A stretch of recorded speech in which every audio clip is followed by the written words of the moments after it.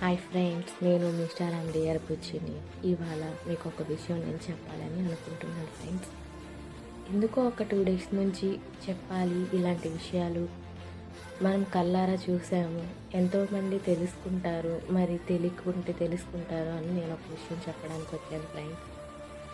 చాలామంది పేరెంట్స్ కొద్ది రోజులకి నా కొడుకు చూస్తాడు, నా కోడలు చూస్తుంది, లేదా నా కూతురు చూస్తుంది అని చెప్పి వాళ్ళు సంపాదించిందంతా కూడా వాళ్ళ చేతిలో పెట్టేస్తారు ఫ్రెండ్స్. నమ్మకం ఏం జరిగినా నా బిడ్డలు చూస్తారు, లేదా నా కోడలు చూస్తుంది, లేదా ఇంకేస్ గట్టి నమ్మకంతో వాళ్ళకున్నదంతా వాళ్ళకి ఇచ్చేస్తారు ఫ్రెండ్స్.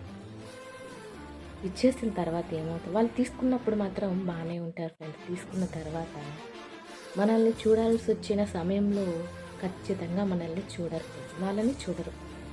నాకే ఓపిక లేదు నా పనులు చేసుకోవడానికి, ఈ ముసలిదాన్ని నేను చూడాలా, ఈ ముసలివాడిని నేను చూడాలా అన్న ఫీలింగ్స్ అనమాట, నెగిటివ్ ఫీలింగ్స్ వచ్చేస్తాయి. కాబట్టి రీసెంట్గా నేను ఒక ఆంటీ విషయంలో నేను ఇలా చూసాను ఫ్రెండ్స్.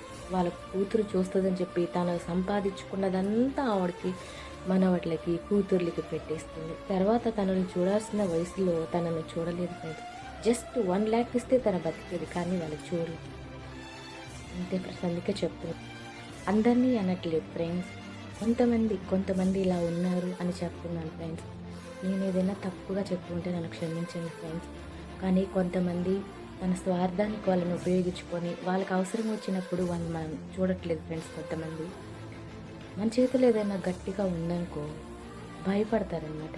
అవును, తనను చూడకపోతే ఎలా, తనను చూస్తే ఈ ఆస్తిపాస్తులు మనకు వస్తాయి అన్న ఆలోచన అయినా ఉండాలి ఫ్రెండ్స్. అంతేగాని గుడ్డిగా నమ్మి మనం సంపాదించిందంతా వాళ్ళ చేతుల్లో పెట్టి రేపు పొద్దున వాళ్ళని మనం ఏదైనా అడగాలన్నా కూడా మనకు భయం వేస్తుంది.